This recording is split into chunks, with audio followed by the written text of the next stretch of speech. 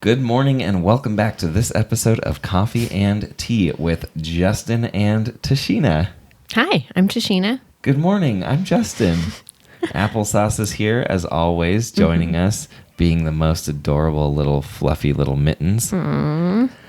What are we going to talk about today, Tashina? We're going to talk about DIY dishwasher soap. Yeah, we are. Yeah. I'm excited about that. It's incredibly practical, and I think that it's going to be super helpful for people currently. I hope so. Who have maybe run out of dishwasher detergent, but they have hand washing dish soap and Yeah. and need to make the two one. Yep. We're also going to talk about exercise. Yeah. What we've been doing, which is pretty much nothing. Yep. We're going to talk about some fermented foods. Yeah, and then the conversation really, I think this was a great episode personally. Yeah. Oh, we talked about tigers. Oh, yeah. We're going to talk about tigers and shows on the Lions internet. and tigers and bears. Oh my. Yep. and then we talk about living off the grid. Yeah. And just sort of barely just dipping our toes into the possibility of potentially finding a way to not live in this particular state. Yes. So, thank you for being here. We love you very much. Please register to vote. Please wash your hands. And Tashina, what's something that you're grateful for this morning? I'm grateful that Applesauce is here. I had a sad dream about Penny last night, so I'm grateful that she's been here this whole time. Nice. What's something you're grateful for? I'm really grateful that last night we were able to connect with some friends who live in Canada. Yeah, that was nice. Watch a show with them on Netflix and sort of hang out and talk. Yeah, that was fun. We haven't seen them in a long time. Yeah, we haven't seen them in real life in a long time. Yeah, and we saw him in June, but... Oh, right. Yeah, true. Still. True. But still, it was great to be able to sit down and talk and watch a show together and then discuss the show and laugh and hear everybody's input. It was a lot of fun. I liked it. Yeah. So if you want to have a great time watching a show, just stick around because this, or listening to, this is going to be one of the greatest episodes of all time. So please enjoy.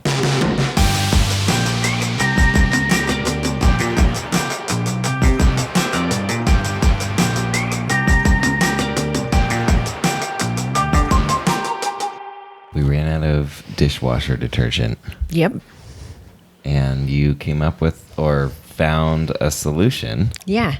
Tell us about this solution because it's incredibly practical and I'm sure we're not the only people to be running out of dishwasher detergent right now. Yeah. So you take like literally 2 or 3 drops of liquid dish soap, not like squirts, literal drops. And by liquid, you mean not liquid that would go into a dishwasher, but liquid that you would use to hand wash dishes? Yeah. Mm-hmm. So you do that, and then you fill the rest of the thing with baking soda. Mm-hmm. And then I put a little extra baking soda on the outside because I was just a little nervous. What do you mean the outside? Like outside of the thing after I shut it. Okay, got it. Just like a sprinkle on the door. Yeah, exactly. On the little hinge for the soap. Yeah. The soap door. Yeah. And then as soon as... Not the outside of the dishwasher. No, not the outside. And then as soon as it gets to the cycle where the door for the soap pops open, you open it and How do you know when that happens? You just have to check.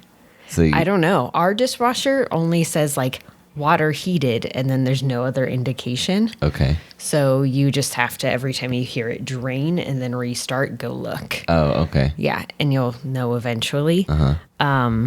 Some dishwashers you hear it pop open.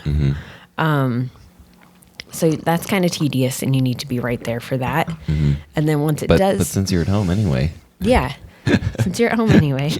But then once it does pop open, then you just sprinkle some salt in because if you accidentally put too much of the liquid dish soap, the salt will keep it from getting super duper foamy and bubbly. So then it won't, be an issue. Overflow. Yeah, exactly. And then I added a little more baking soda then too, because I was really worried that I just wanted to make sure things were getting clean. Yeah. And it got things super duper clean. Yeah. It got like stains off of stuff that we have like scrubbed and soaked. So did my mug not go through that dishwasher run? No. Okay, because you can see a difference. I mean, on the outside, they kind of look similar because I just washed it. Yeah. But even on the outside, yours looks new. But on the inside, like on that rim. Yeah, the staining. There's so much staining on mine that I'm sure would be easily removed by hand washing, but I was really surprised to see how clean yours was. Yeah. Because your mugs are also way more stained than mine are because you drink coffee and I drink tea in general. So tea's actually more staining than coffee. Well, then maybe it's because you drink more than I do. Yeah. And I usually finish mine as where you don't usually finish yours. It just sits in your cup for like, well, it's not uncommon for you to just leave a inch of coffee in your mug is all I mean. No, not at all. So anyway, fascinating because it's like sparkling clean, like brand new. Yeah. It's bananas. And we've had a lot of issues here. Like the French press is all like most of the stuff, the frosted appearance is gone now. I took a bunch of it off. The minerals in the water here, basically they leave a residue a lot of the time. And so like my French press, after being here for like a month or two, it looked like it was made from frosted glass. It was so gross looking. Yeah. Like the glass was not clear. Yeah. At all. And switching to liquid dishwasher soap made a big difference, but then adding the baking soda helped a ton with that too. Nice. So it's mostly gone. I wonder if the baking soda and the salt would ruin certain mugs. Probably. Like ones with, I don't know what it's called, but it's like when you can tell it's sort of like a digital printed thing, or like when you get the like collector's glasses and it's some kind of weird sticker that I don't know why they put it on glassware because it can't be in like hot water. You know what I mean? Yeah, I bet it would with some things. But as far as this stuff, cleaned the stuff out of them. Yeah, it was nice. It was nice to see. What a fun and practical little tip you've given us. Yeah. And I know some people use like, I think it's borax as it's washing soap as things, but most people don't have borax sitting around their house. What is borax? I don't really know exactly. I know you use it for making soap and it's like a detergent powder, but I think it's super concentrated. But most people don't have that sitting around, but pretty much everyone has baking soda sitting around. So, yeah. Cool. We watched 2 episodes of Tiger King last night. We did the Netflix party thing with our friends. We don't actually have Netflix, but my mom has it. So we used her account. I was wondering. How we did it? Yeah. Oh, did I not tell you? My mom... Oh, yeah, no. My mom got Netflix again. Nice. What did you think? It was interesting. I am fascinated by it. Yeah. I want to keep watching it. I want to understand the situations better. I think that the editors and the creators have created a very interesting plot line where you're at this point, there's a lot of bad to a lot of people, you know? Like they keep hinting at different things of like, but is this person better than this person really? Yeah. So I just find that I find their storytelling for it very interesting. Yeah, I would say the people who, well, one thing, I don't know if you know this, but the people who did this are the same people who did the Fire documentary. Fire documentary? About the Fire Festival. Oh, I didn't know that. So there was the 2 documentaries, right? Let me see. One of them was called Fire and one of them was called... what was it called? And they both told like such different sides of the Fire Festival. Like you watched one and you're like, huh, and then you watch the other, you're like, wait, that like contradicts a bunch of what was in the other one. Okay, so there was Fire Fraud, which was the one on Hulu. Okay. Which was the one that we both agreed felt a little more unbiased.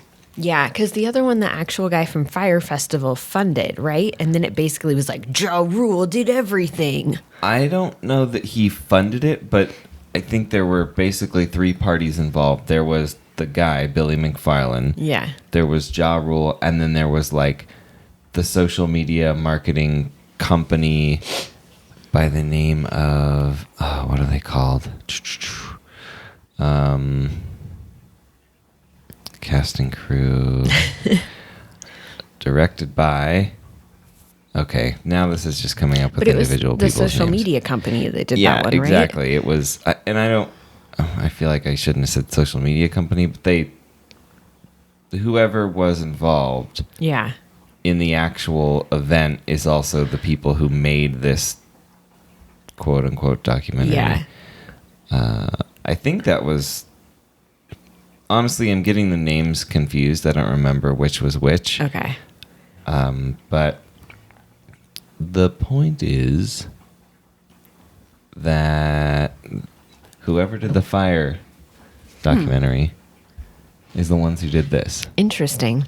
So yeah, I agree with you. Their storytelling is really great, especially Yeah. their ability to like leave out information until it's the right time to tell you. Yeah, totally. Yeah. They've done a great job of making it entertaining. Yeah, they have. And, you know, I think big cats in captivity is a terrible thing. Captivity. But I also think that, and this is something that it brought to light for me, is I didn't realize how many were in captivity in the US. And honestly, I think it's important to become aware of that stuff and to see how these animals are living. I don't think it's good to glorify it in any way. Oh, I don't think it's being glorified. I don't think it's being glorified. I think it's important to watch. Well, I'm seeing people who are like, don't watch it if you, because like as an animal rights person, you already know these things. I'm saying, I think there's so much you don't know. Yeah, that's like when The Cove came out. Yeah. I kind of had, it's not that I was like protesting it, but Yeah. I was like, oh, I know this is an intense movie and I don't know if I want to take that on because I already am vegan. So I don't think I need to watch a movie about animals getting killed. Yeah. But then I watched it and was like, what? I had no idea. The Cove is one of those, like, I feel like 10-ish years ago, there were like a handful of documentaries that were coming out that were like the new wave of like animal rights documentaries. Yeah. And there were some really good ones coming out. The Cove being one of them. I never saw it. I like read a description of a scene that was so graphic that I was like, I don't think I could watch this. So I imagine the scene you're referring to, and again, this is very graphic. So even my description is going to be graphic. Effectively, there's a scene where all, hundreds of dolphins are brought into this cove, and then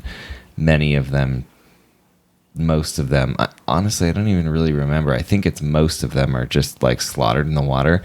And they have all these cameras set up, including underwater, and you just see the water change color. Yeah, this was the scene. It's like, it's really brutal, and that is terrible and not fun to watch. However, it definitely opened my eyes, having already been vegan, to something that was going on in the world that I had no idea about. Yeah. It's pretty bananas. Yeah. And I think that's what this is doing. Like, I think that a lot of people don't realize how these animals are kept or how many there are. Totally. And what they're supporting by supporting these industries. Yeah. Not even like taking the people out of it. Like, let's say they were great, amazing people.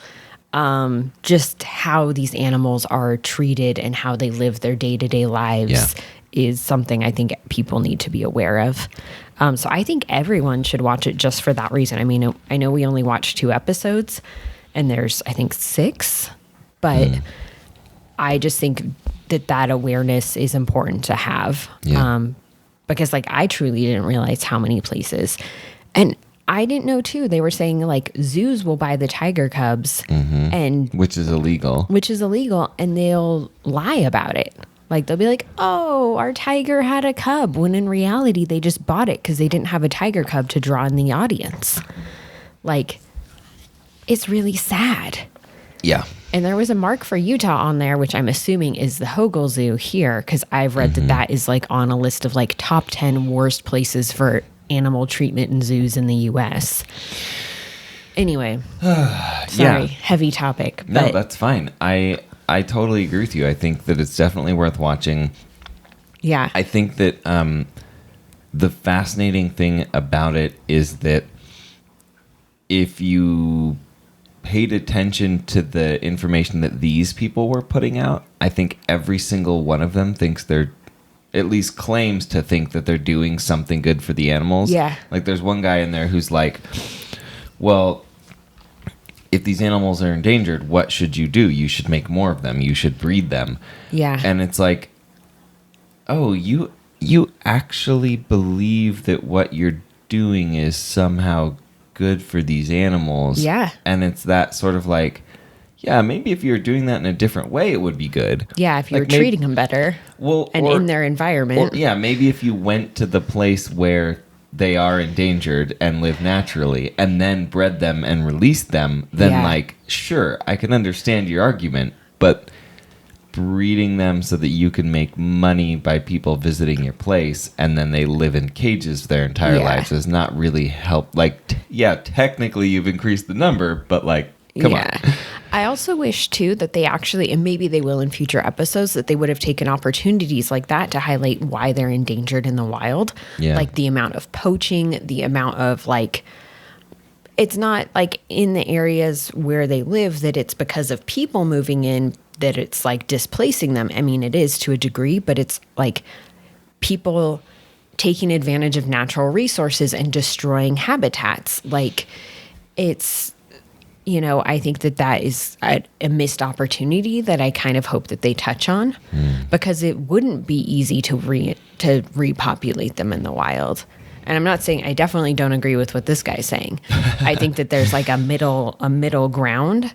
I think it shows too that like there needs to be stricter regulation around poaching, which I know they're working on in a lot of countries.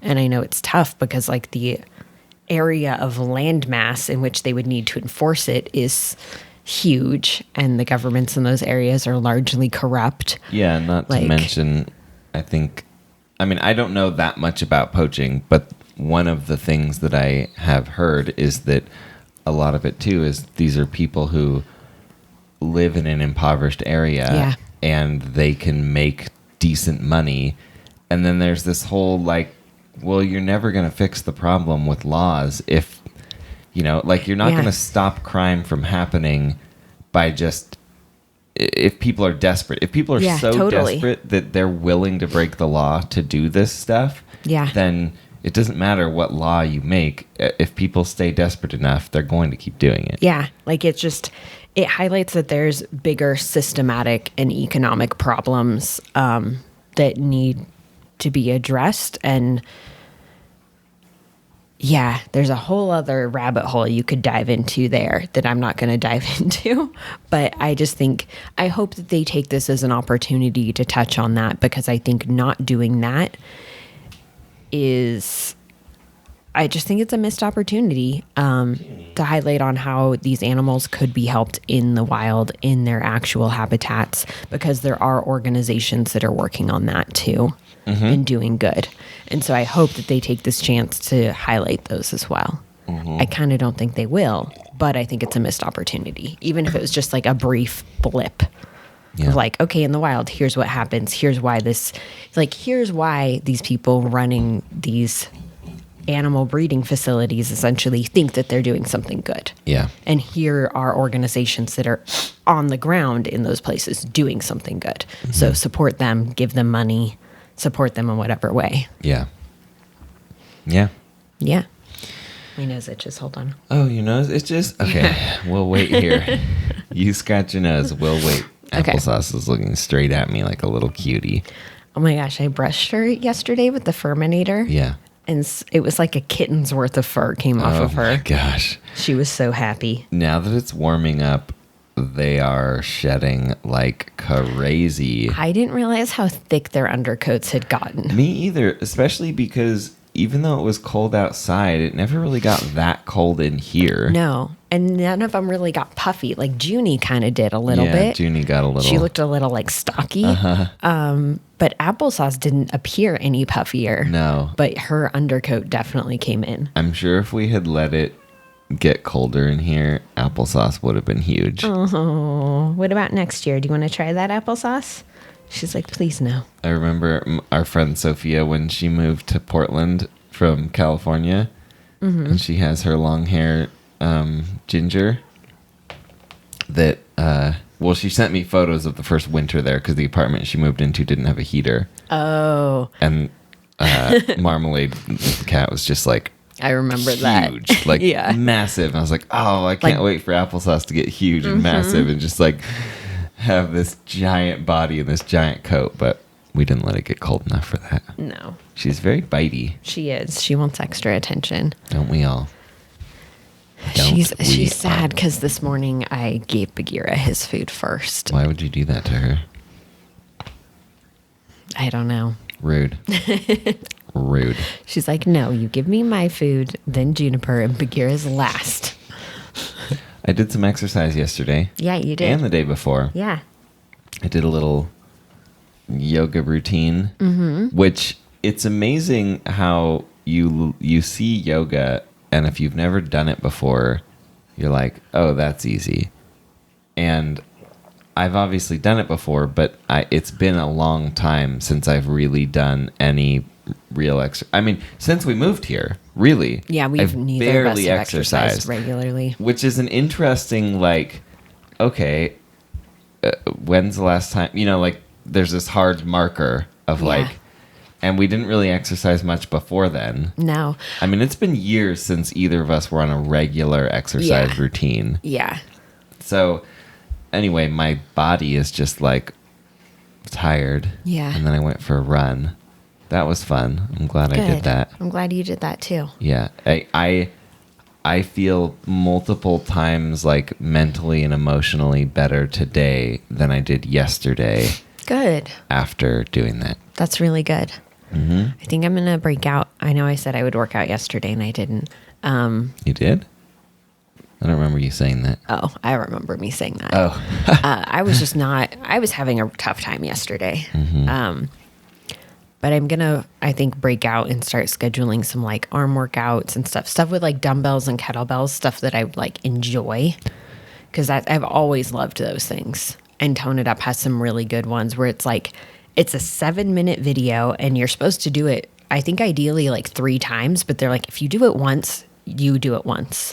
And I really love that approach to it. Like their approach is start where you're at and like, they make it short so that if you get through it once and then you start working up to the 3 times, like it gets easier and easier. And you genuinely feel like more accomplished versus if you started like a 30-minute video and halfway through you're like, I can't do this, or I need to go to a different weight size or whatever. Yeah. Like their approach is really good, I think, for like encouraging you to stick with it.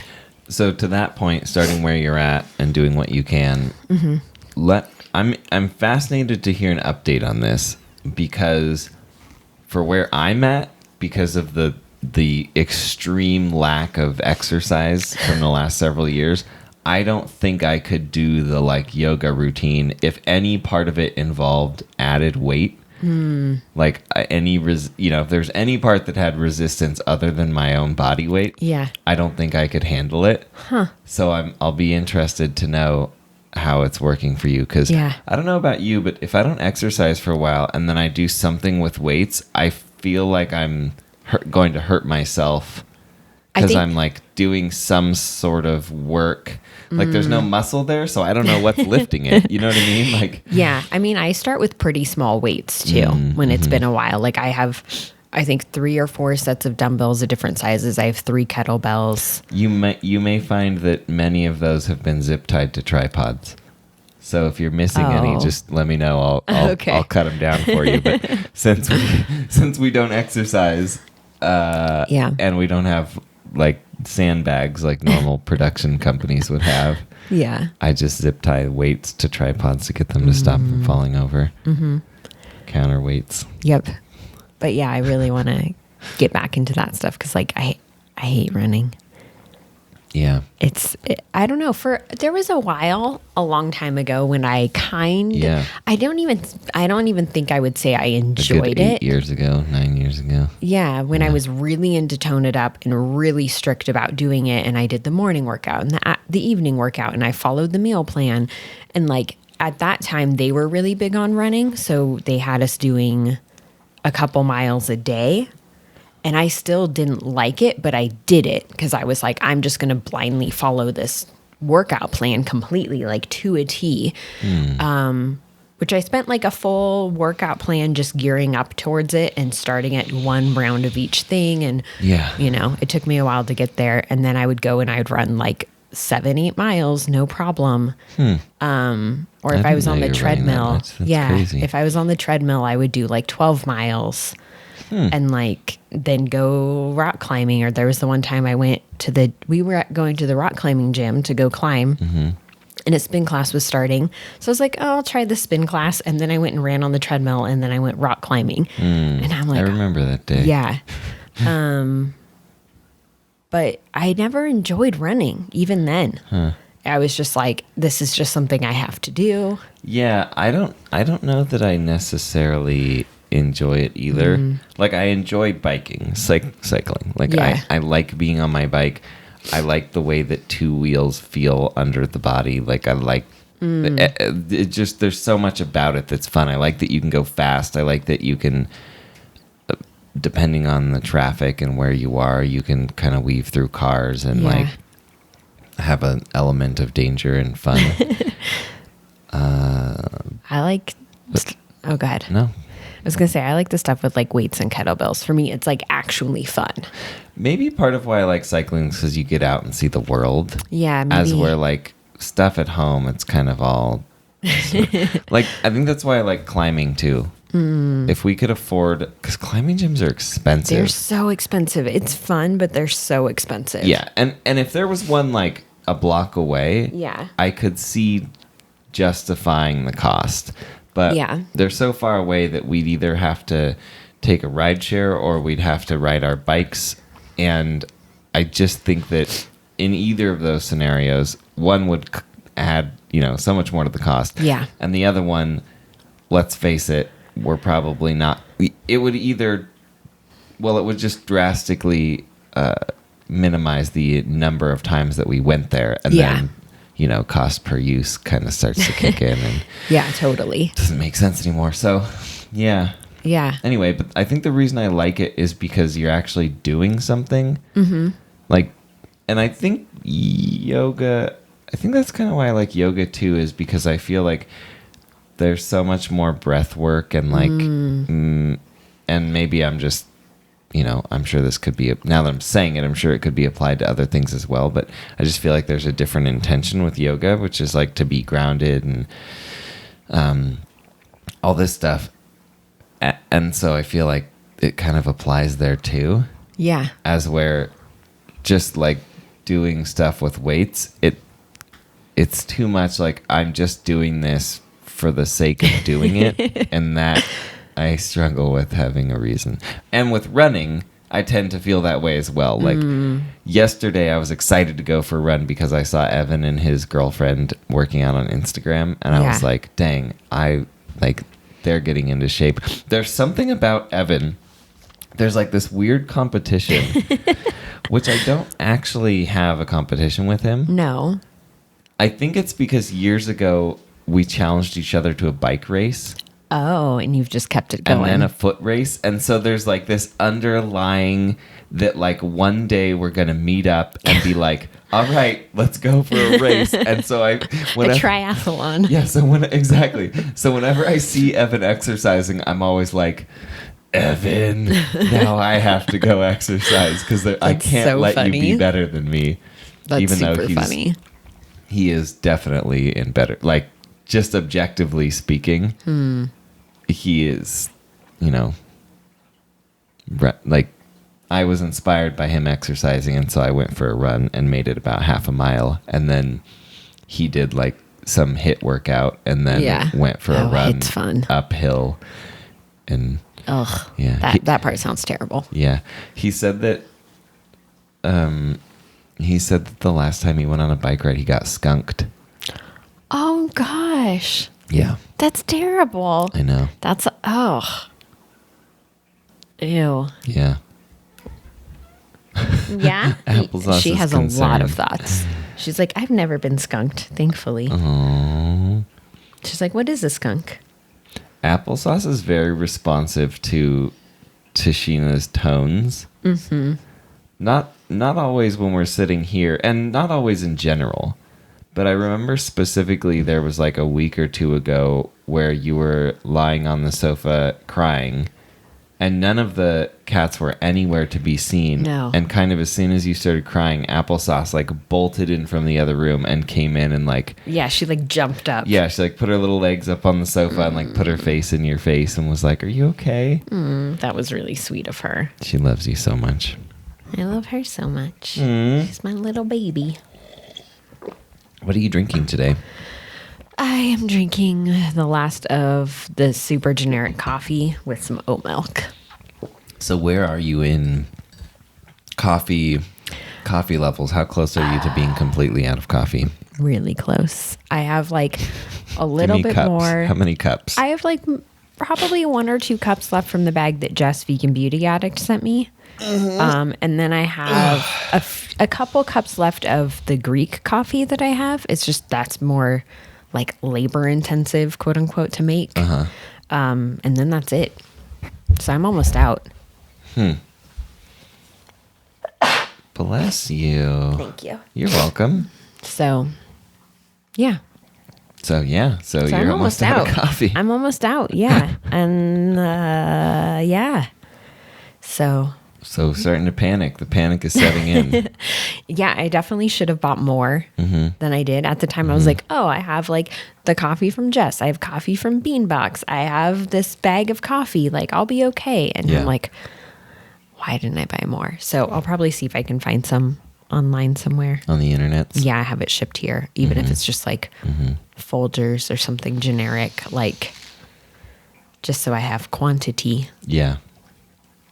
Well, alternatively, there is that co-op that has their coffee. They're only doing bulk orders right now for What? pickup. Yeah, they sent out an email. Well, for pickup, but can't you just go in and buy a bag? No, you can't go in anymore. It's too small of a space. They don't want people in it. So I was going to say it's so small and no one's ever in there that it might be an option for being able to go get stuff and not feel like you're around other people. Yeah, because usually when we go, no one's there. Right. Maybe I'll see if we could do coffee for pickup. But yeah, they sent out an email saying they're only doing pickups of like bulk pre-orders. It's too bad that you haven't tried their coffee previously and don't know if you like it. Because, I don't know, maybe we should just bulk order their coffee. We know it's going toward a good cause. That's true. I can look online and see if it's on there and see what the options are for that. Because that would be it, supporting a local business. And I'm 99% positive that if I called or you called and explained who we were, she would be like, yeah, I'll sell you a single bag. Yeah, I'm sure. Pretty sure she'd be cool with that. Yeah, I'll look on their website and see what the options are. Okay. And then try and figure that out. Because, And if they're only doing pickups, that's even better. Yeah, it is. I could just... We could walk down there. Go down. Well, I was thinking I could ride my bike, make it a quick little jaunt. Quick little jaunt. Yeah. My jaunty little legs. Yep. Yup. But yeah, so I'll figure out some options for that. Okay. Get it taken care of. Okay. We are getting low on food. Yeah. Sort of. Like I was going to say not low on food, but we're getting low on certain things that I think we just didn't. We knew how much we used them, but we also didn't really. Yeah, we're getting more creative with things. Yes, that's a good way to put it. Like we still have lots of beans. We still have no. Not after I made a bunch of beans yesterday. I mean, we have a bunch made now. Yeah. Like we should have freeze enough. Some. Sure. Every time I've frozen beans, though, something goes wrong. Oh. Like either the glass container breaks, and I don't think we have plastic. Like I agree that we should do that. I'm just not really sure how to do it because every time I've ruined a container. Yeah, that's true. Maybe the ones with the plastic lid so that if it... I don't know, though. I don't want to risk it personally. Okay. Because I've broken a few things since we've moved here trying to freeze beans. Yeah, that's true. You have. Anyway, that said, we have enough beans made to probably last us like 5 or 6 meals at this point. So... Yeah, we have a lot of stuff still. Yeah, we do. We have spices still. Like, it's just getting creative. I think the main thing is, too, we were very practical when we were shopping for food before and being like, oh, we'll get some extra beans, get some extra tomato sauce, some extra pasta. Yeah. And then I think now we're kind of just getting bored of eating the same thing. Yeah. So like yesterday, though, you made curried lentils and that was really good. I made curried lentils and I made flatbread from scratch. Yeah, that was really good. Yeah. It was weird because the lentils didn't taste that great. And then we had it with the flatbread, and it was like, ooh, this is way better. Yeah, it made it better. Tasty. I think it balanced out the bitterness kind of that was in the lentils. Yeah. Yeah, from there the was spices. a weird bitterness there. I think it's because our curry powder's so old. Yeah, I think so too. Yeah. I didn't even know we had curry powder. Oh, yeah. And that's probably the same thing we've had for like 5 years. Gross. We should probably find a new one. Nah. But yeah, I think that's probably what it was. Mm-hmm. But yeah, so that was fun. That was nice to have something different. Mm-hmm. And then, we'll just need to do an order and get some different things. Yep. Different spices, I don't even know, different stuff. Yeah. I think a lot of people are probably in that boat right now too, where they're like, I bought all this extra pasta. Right. And now I'm getting really sick of pasta. Yeah.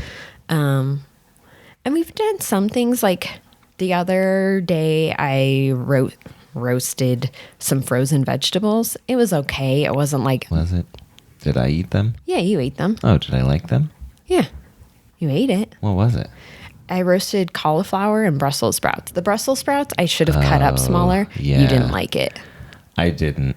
I think it wasn't roasted enough for me. Yeah, it was... it's tough to roast something from frozen. Mm-hmm.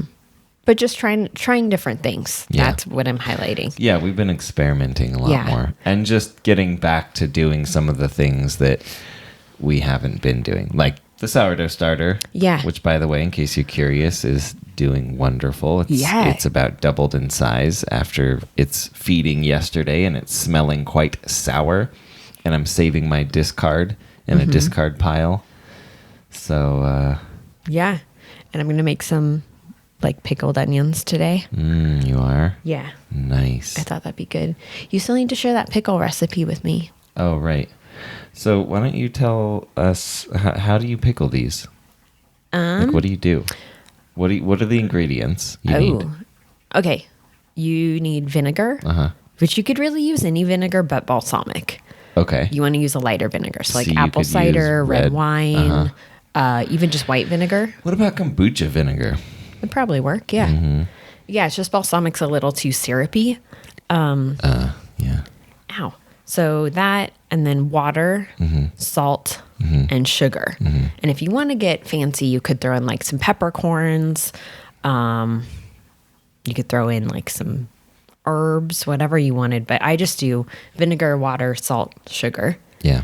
The recipe's on Instagram, if you go to my Instagram. Oh, okay. And then I just put that all in a jar and shake it up until the sugar and the salt's dissolved. Mm-hmm. And then I just slice the onion really thin and put it in there and spend like 2 hours with it outside the fridge and just occasionally like pivot the jar or shake it to just keep everything, liquefied and make sure it's getting on all the onion. Liquefied? Yeah. Will it solidify if you don't do that? I mean, no, but just to make sure it's like staying mixed essentially, and it's not like settling. Yeah. Liquefied was Never a weird word settle. to use. Yes, never settle. And then after 2 hours, you could eat it then, or you could put it in the fridge. Mm-hmm. And I've read varying times on how long you have on quick pickles. Oh, like how long they stay good in the fridge for? Yeah, I always suggest like try and eat them soon. Like I suggest within the week, but I know some people who are like, you have months. And I feel like I just don't trust them for that long because they're not, I don't know. Yeah. I feel like that's risky. I wouldn't trust them either. I will also comment, though, that you have a particularly low tolerance for trust regarding anything that's like pickled or fermented or really anything. Yeah, I don't like... We're sort of the opposite. Yeah, we are. I don't like taking risks. Which is why I've given myself food poisoning with homemade drinks in the last few months. That is true. But I came out of it. I learned. Yeah. And I'm glad I did it. Although I would have chosen a different time to have food poisoning. It was not optimal timing. No. No, that was not. But yeah, so I always advise eat them within a week. But honestly, if you make them in a smaller jar, and they're so good too, like if you're into them, you will eat them quick. And then I use the vinegar from They are that. tasty. You can either just add more onion to it if you're going through it really quick, but I'll use it as salad dressing. Just add in some garlic, which you could do at the beginning too, because that'd be good. But yeah. yeah, I'll just chop up some garlic and put some extra herbs in it after all the onion's gone or when it's mostly gone, and then just use that as salad dressing as a way to get through it. But then once it hits that week mark, I do discard whatever's left in it because I am very cautious when it comes to food safety like that. You sure are. Yes, Yeah. I definitely am.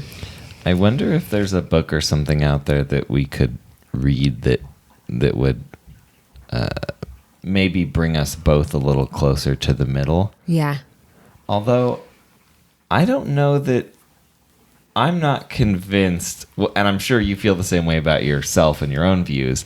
I'm not convinced that I'm in any way unreasonable. I actually think that we are, for whatever reason, have been sort of, and this isn't a conspiracy theory. I'm not saying this was intentional. I think it's more based on like mass production of food and needing higher food standards for things that are going to be created for mass consumption and things that are going to be shelf stable. I think because of that, we've sort of forgotten how long foods can stay the way that they are and not.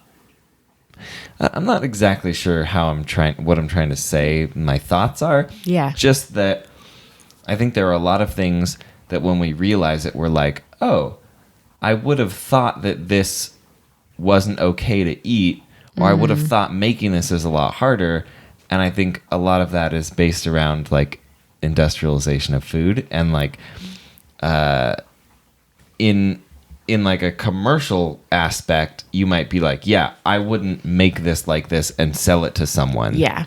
But from a normal, like, you're making this for yourself kind of deal, it's okay. Like the sauerkraut that we make, for example. Yeah, that's a good point. We will make it and That's so good. and not refrigerate it, not even seal it away from air for, well, usually we let it ferment for 10 to 20 days. I want to add it has a cloth cover over it though. Right, yeah. It does, yeah, it's got a breathable cover. Yeah. So things aren't just falling into Yeah. it.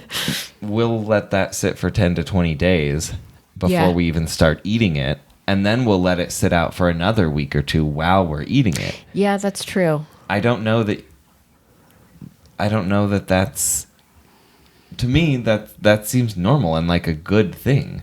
I'm not saying you should do that. So don't go give yourself food poisoning doing something weird and then blame it on me. I'm saying for me personally. Check out from It's Alive with Brad. He has a video on sauerkraut. Yeah. Check out that. Yeah. So I think that there's so many things that we are told we shouldn't do, or like it's going to hurt our bodies, that are actually way better for our bodies. And then, you know, there are a lot of like Western medicine things that I think are spot on. Yeah. I just think it varies because I think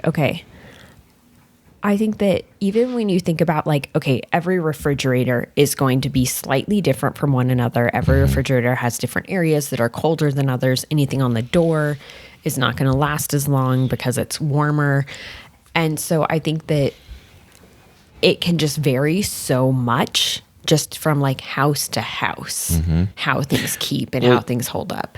Yeah, totally. I mean, that's, yes.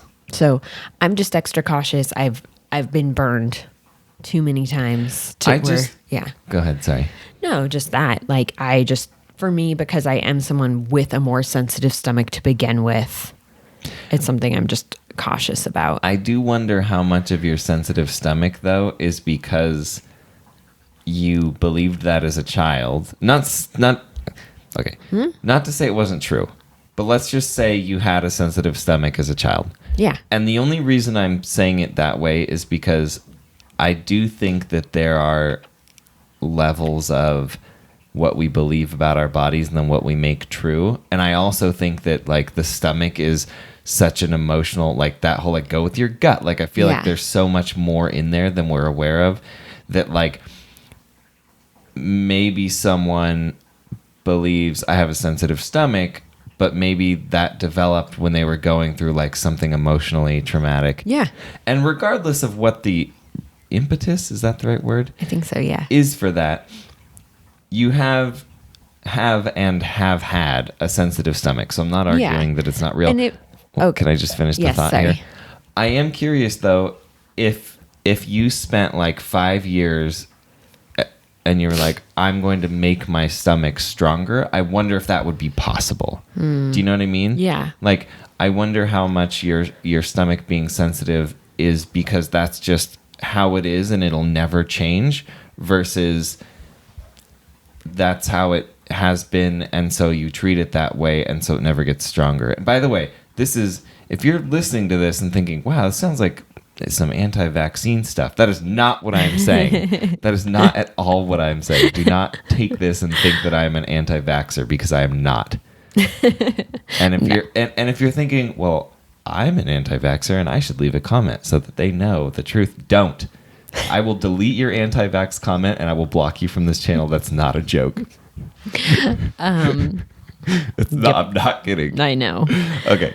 Sorry. Anyway, yeah, Thoughts? I get what you're saying, and I do think that for me it did stem from emotional stuff. Like my mom. Really?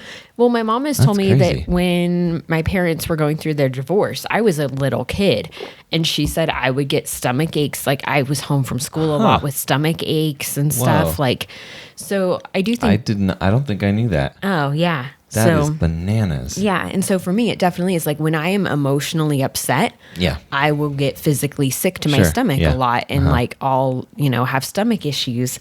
And so I think part of it is that, yes. I also think part of it too is just that like,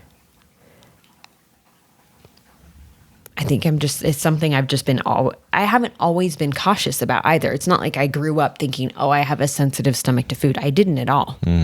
It's just, like I said, I've been burned one too many times to where now I'm cautious because I've definitely eaten stuff thinking it would be fine and then gotten really sick. Yeah.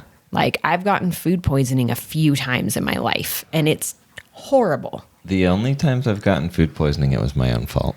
I got it once a long time ago from a fast food place, and I legit could not leave my house, my bathroom for 3 days. Oh, God. I was so incredibly sick. It was from fries. So who knows what was on them. I've never eaten it.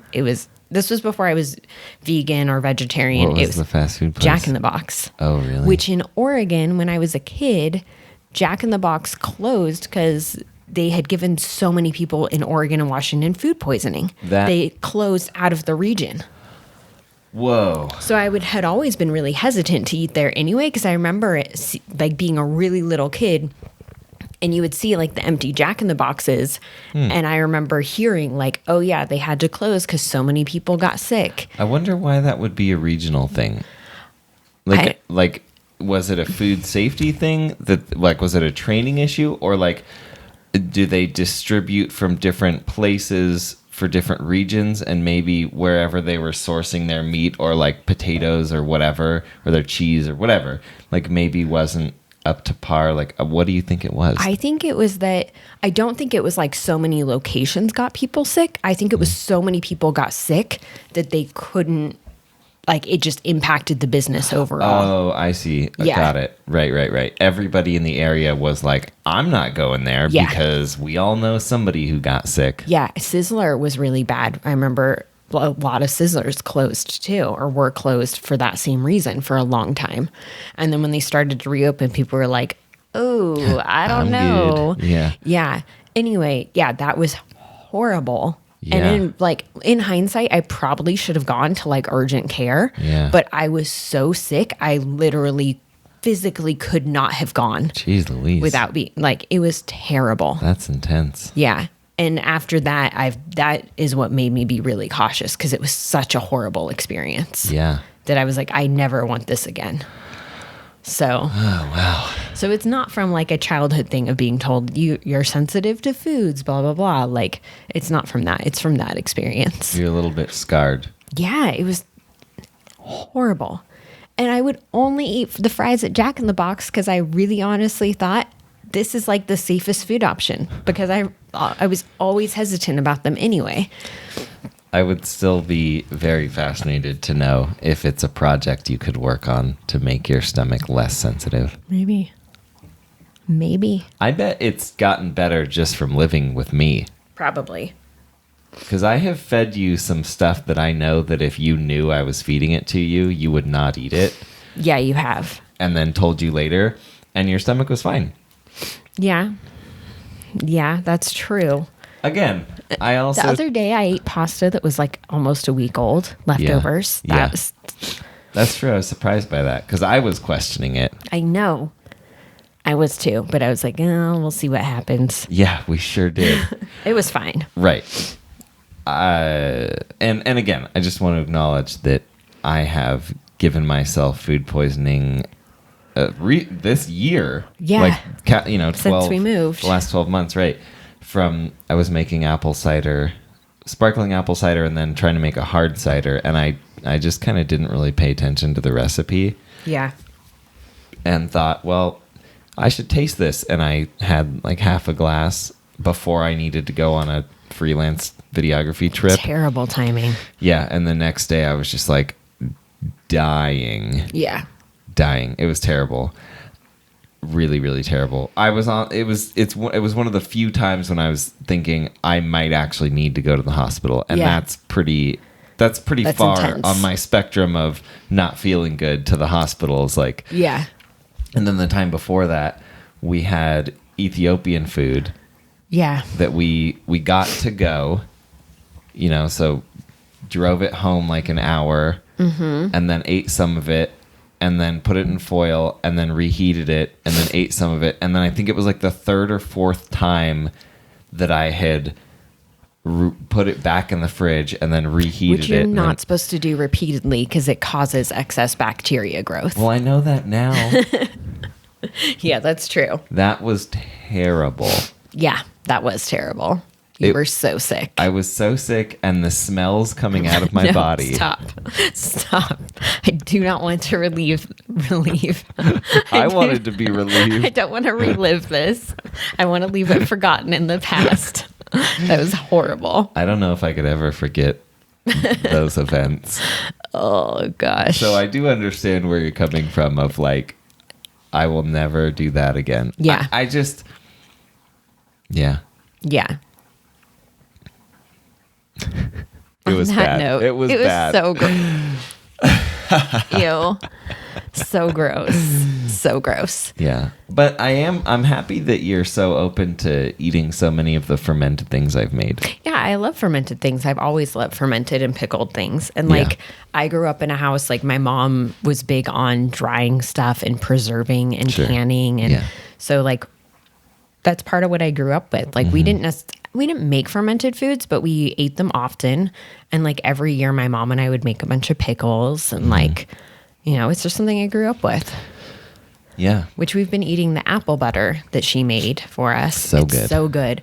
It's from trees in her yard that were just started by like basically someone being like, I ate some of this apple, I'm done with it, and threw it. And that was like a long time ago. Wow. They didn't plant apple trees, but there's multiple apple trees there. They grew apples, and then I'm sure one grew, and then those fell, and then others sprouted up.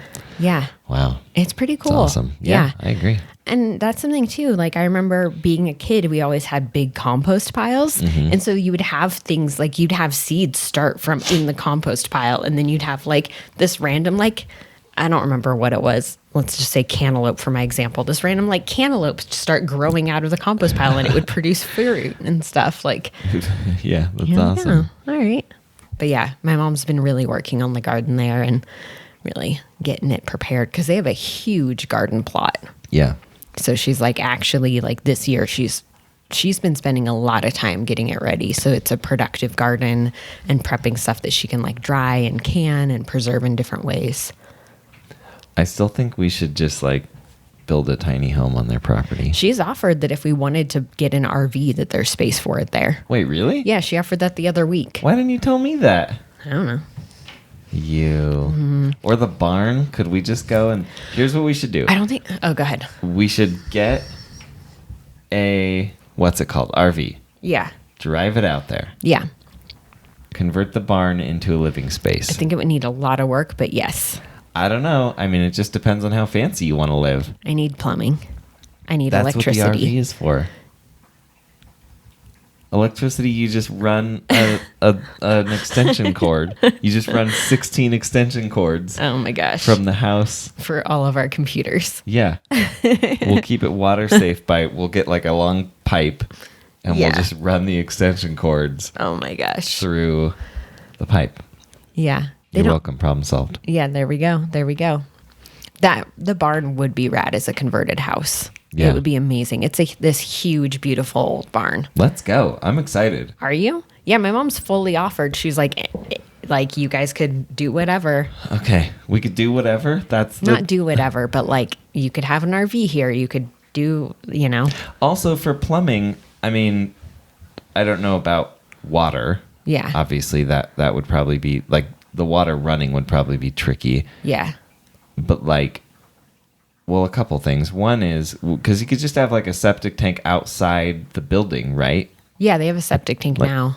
Is it buried or like? Yeah, it's buried. Okay, but you can just have them, right? Like, can't you just buy? I have no clue how any of this stuff works. You'd have to ask her boyfriend. I think you can. Her boyfriend would know all this stuff. Yeah. Tad would know. And then for running water, I don't know. They have the well, but now that they have their Berkey, they use Berkey water for everything. Well, I mean for like showering. Oh, yeah, I don't know.